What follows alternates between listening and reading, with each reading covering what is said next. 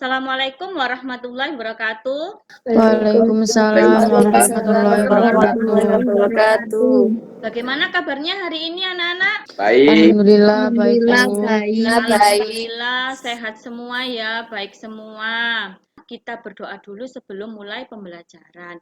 Baik, untuk Dimas bisa dibantu untuk memimpin doa ya. Siap berdoa, mulai. Berdoa selesai. Beri salam. Assalamualaikum warahmatullahi wabarakatuh. Waalaikumsalam warahmatullahi wabarakatuh. Terima kasih ya Dimas sudah dibantu untuk memimpin doa. Untuk selanjutnya Ibu akan melakukan presensi dulu ya. Yang pertama Della Rosalia. Hadir. Ya, kemudian yang terakhir Yuvita. Hadir, Bu. Silahkan posisikan kalian senyaman mungkin. Nyalakan kamera, mikrofon. Kalau pada saat kalian tidak presentasi atau tidak berbicara, silahkan mikrofonnya di mute. Apa yang bisa kalian simpulkan? Orang yang sedang melakukan relaksasi, Bu. Orang yang sedang melakukan relaksasi. Oke, bagus. Menghirup udara, Bu. Menghirup udara atau menghirup oksigen ya. Orang yang sedang melakukan teknik tarik nafas dalam. Dari gambar tersebut bisa disimpulkan ada orang yang sedang bernafas dan melakukan relaksasi dengan melakukan tarik nafas panjang dan menghembuskan pelan-pelan. Bagus ya. Manfaat yang akan kita dapatkan bila mengatasi masalah pada sistem pernafasan, terutama saat kita mengalami batuk atau gangguan pernafasan. Gus ya, mungkin ada pendapat lain? Apa kompetensinya? Yang pertama, ini menerapkan pertolongan latihan nafas dalam dan batuk efektif. Kemudian tujuan pembelajaran. Dari tujuan pembelajaran hari ini untuk penilaiannya sama ya, nanti ada sikap ya, kemudian ada keterampilan dan pengetahuan. Bu Nini menayangkan video, silahkan kalian amati proses masuknya virus corona ya, masuk pada sistem saluran pernafasan melalui hidung, mulut sama mata. Nah, akhirnya dia masuk pada saluran pernafasan di paru. Akhirnya virusnya dia mereplikasi atau berkembang biak semakin banyak. Nah, jumlah virus terus meningkat di dalam paru. Akhirnya dia masuk pada pembuluh darah alveoli.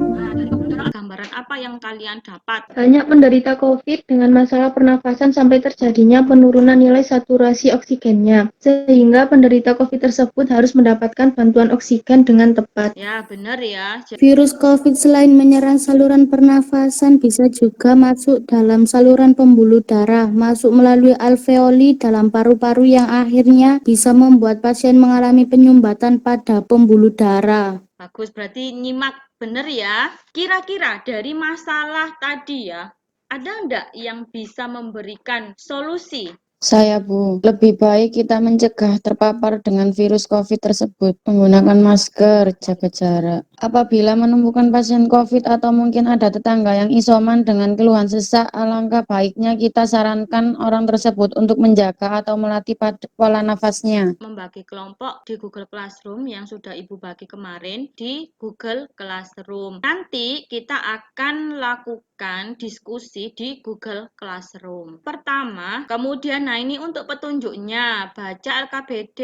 berikut dengan cermat. Diskusikan dengan teman sekelompokmu dalam menentukan jawaban yang tepat. Bacalah materi ajar atau sumber belajar lain yang kalian miliki. Jadi kalian tidak wajib atau tidak hanya berpatokan dari materi yang sudah Bu Nini bagi. Kalian bisa browsing atau mungkin punya buku referensi lain boleh. Kemudian, yakinkan bahwa setiap anggota kelompok mengetahui jawabannya. Setelah ini, kalian live dari Google Meet, kita masuk ke Google Classroom. Kita diskusi terlebih dahulu di sana. Kalian boleh mencari dari referensi lain. Bu Nini kasih waktu sekitar 20 menit.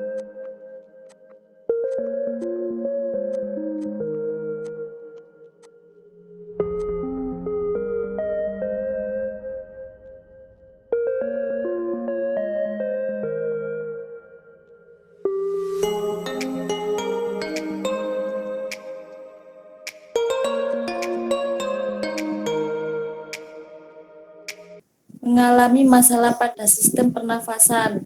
Terkait diagnosa keperawatan yang muncul yaitu 1. Gangguan pola nafas berhubungan dengan penumpukan skrip. 2. Besian jalan nafas berhubungan dengan skrip mengental. Berdasarkan dari literatur yang kami dapat untuk penanganan yang diberikan pada pasien tersebut yaitu pertama, ajarkan pasien untuk latihan nafas dalam dengan cara tarik nafas dalam dan keluarkan secara perlahan. Dua, mengajarkan pasien untuk melakukan batuk yang efektif guna untuk menghemat tenaga saat batuk dan memaksimalkan dahak yang keluar dari mulut pasien. Yang dijelaskan oleh kelompok, bolehkah kita memberikan pada pasien hanya satu tahap saja untuk teknik latihan nafas dalam dan batuk efektif? Boleh saja, karena saat kita menangani masalah pada pasien, kita tentukan dengan kondisi pasien tersebut mana yang memungkinkan yang diberikan pada pasien tersebut. Yang terjadi tadi dari kelompok sudah bagus ya, sudah menjelaskan dari tahap-tahap untuk penanganannya. Kemudian masalah yang terjadi adalah masalah pada saluran pernafasan. Bagus ya, kita beri applause ya untuk kelompok 1. Jawabannya, dari kasus di atas, menurut kelompok kami diperbolehkan untuk melakukan atau diberikan tindakan latihan nafas dalam dan diajarkan untuk cara batuk efektif yang berguna untuk menghemat tenaga pasien. Dalam kasus tersebut dijelaskan bahwa pasien mengalami sesak nafas, kemudian juga mengalami batuk dengan sekret mengental. Dari sana kita bisa menyimpulkan bahwa pasien membutuhkan tindakan diajarkan teknik latihan nafas dalam dan batuk efektif. Dari pengalaman yang pernah kita temukan saat prakerin ada beberapa penyakit paru yang harusnya diberikan tindakan latihan nafas dalam. Indikasi atau penyakit yang boleh dilakukan tindakan nafas dalam keadaan batuk efektif diberikan kepada seluruh penderita dengan status pasien yang hemodinamik stabil dan kontraindikasi pasien mengalami perubahan kondisi nyeri berat, sesak nafas, dan emergensi adanya trauma pada daerah pada penyakit kronis yang diderita pasien. Bagaimana kita bisa mengidentifikasi terkait indikasi dan kontraindikasi tersebut? Indikasi kondisi yang menyebabkan dilakukannya sebuah terapi, tindakan atau pemeriksaan penunjang. Indikasi dapat juga merupakan sebuah tanda yang membawa pada kesimpulan klinis atau diagnosis tertentu. Kontraindikasi merupakan suatu kondisi atau faktor yang berfungsi sebagai alasan untuk mencegah tindakan medis tertentu karena bahaya yang akan didapatkan pasien. Indikasi jelas apa? Segala sesuatu atau hal yang boleh dan mampu diberikan pada pasien tersebut. Dari gambar di atas, menurut kelompok kami yaitu teknik inspirasi dan ekspirasi.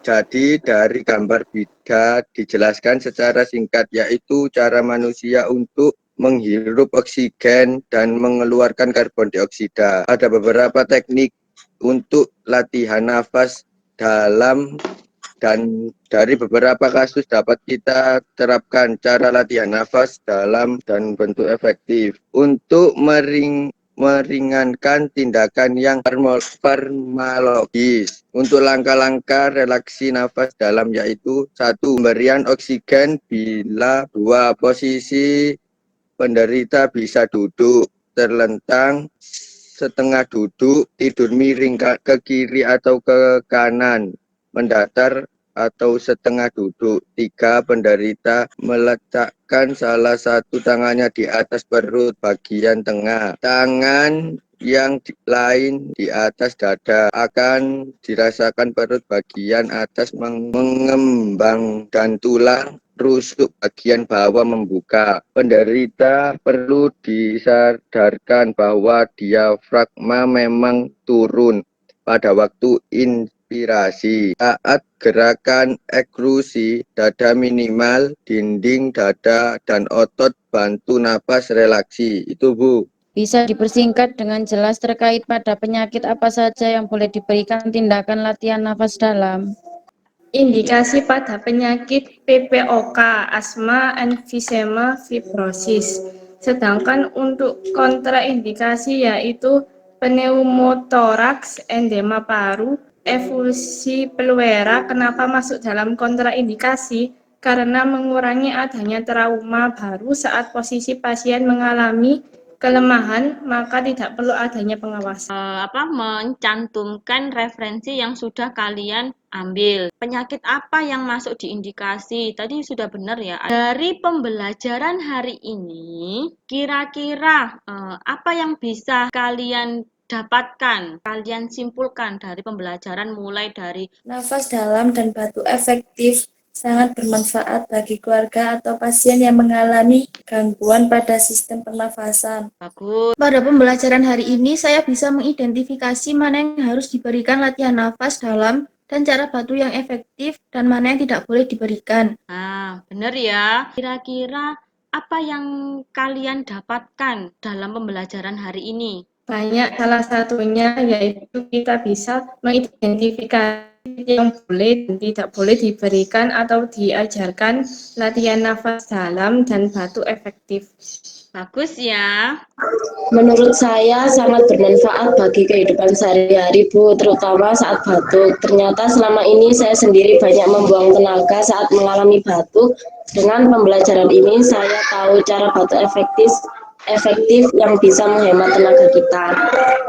Benar ya. Jadi bisa Ibu Nini simpulkan. Jadi pada saat kalian melakukan latihan nafas, kemudian batuk efektif, sebenarnya itu adalah kegiatan kita sehari-hari yang tanpa kita sadari. Adakah kesulitan dalam pembelajaran hari ini? Menurut saya tidak ada kesulitan, Bu, karena pembelajaran hari ini siswa dituntut untuk mencari referensi lain yang sehubungan dengan latihan nafas dalam dan batuk efektif ini. Jadi saya sendiri secara tidak langsung mudah memahami materi yang dipelajari hari ini.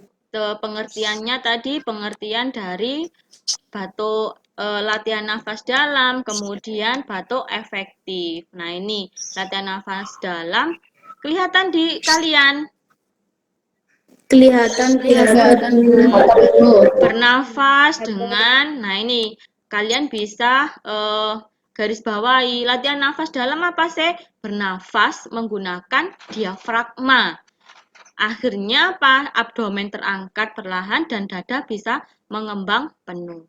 Kalau batuk efektif, batuk dengan benar, ya, untuk menghemat energi. Itu saja yang harus kalian ingat, ya.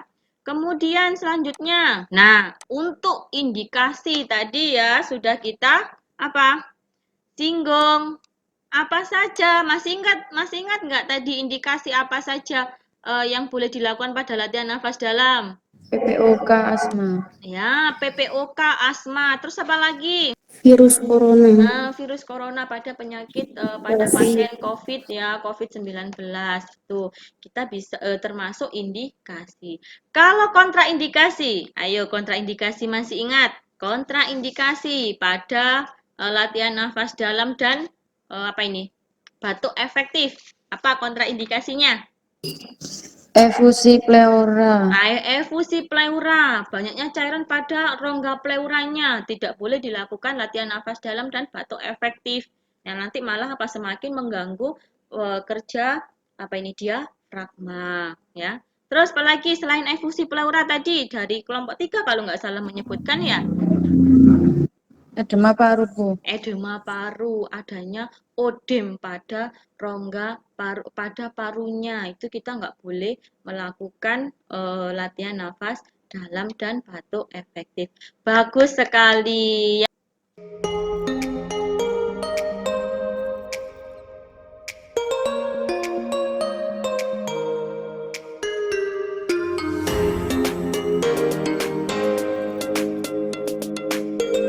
Untuk selanjutnya, minggu depan kita akan membahas terkait latihan nafas caranya.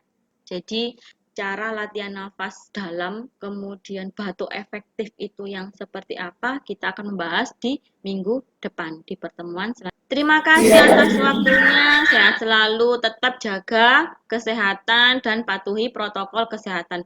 Mari kita berdoa terlebih dahulu. Silahkan pimpin doa, Dimas. Berdoa mulai, berdoa selesai. Beri salam.